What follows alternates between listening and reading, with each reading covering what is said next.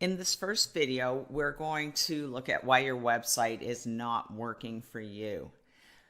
The problem is that a lot of small companies, a lot of small businesses spend money on marketing and they aren't getting any return. And there's one main reason for that, which is they're not telling a story that their customer can relate to. They haven't identified or linked into what it is their customer needs, a problem they need solved, and what success looks like.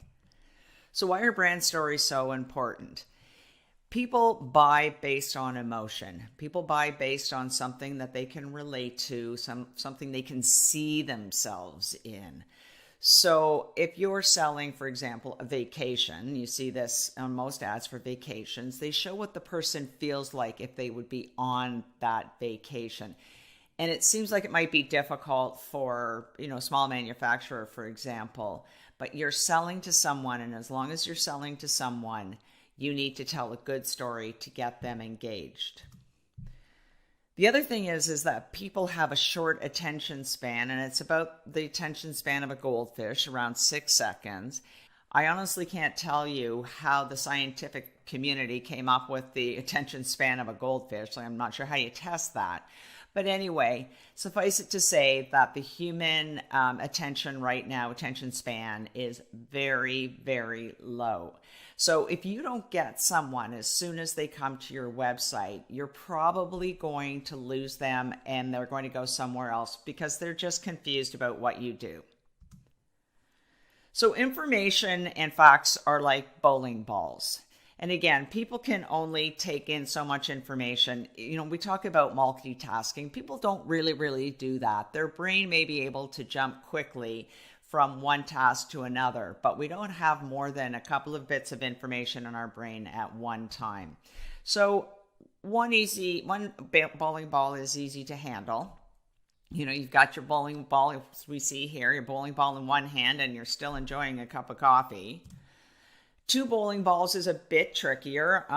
Unfortunately, she had to drop her cup of coffee, and let's hope it was after coffee in the morning. It must be, because she can hold on to these 2 bowling balls.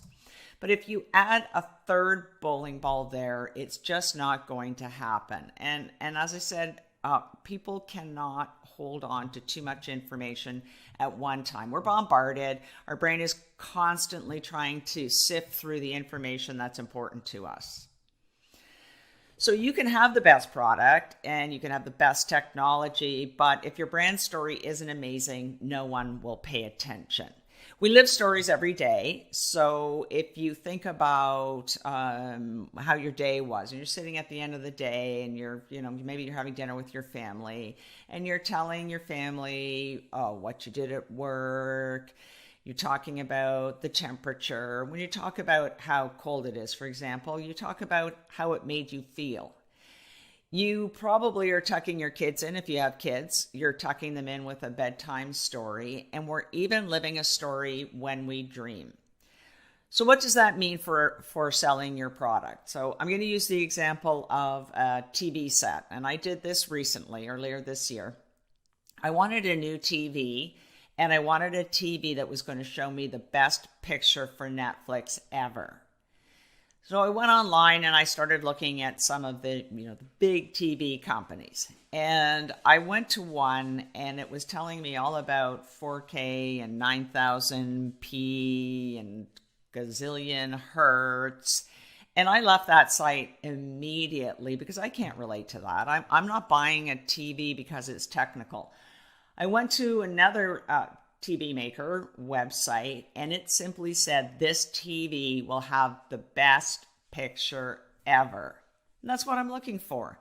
They told me right off the bat, they're going to solve my problem. I'm going to be watching Netflix and it's going to be great. So who am I going to buy from? Obviously, I'm going to buy from the TV company that's immediately solved my problem. I'm all in on that one. So in the next video, we're going to look at how you actually create your brand story. We're going to go through the framework. You'll understand how to identify the hero of your story. That's your customer. The problem they have and how it makes them feel, how you're going to solve that problem for them so that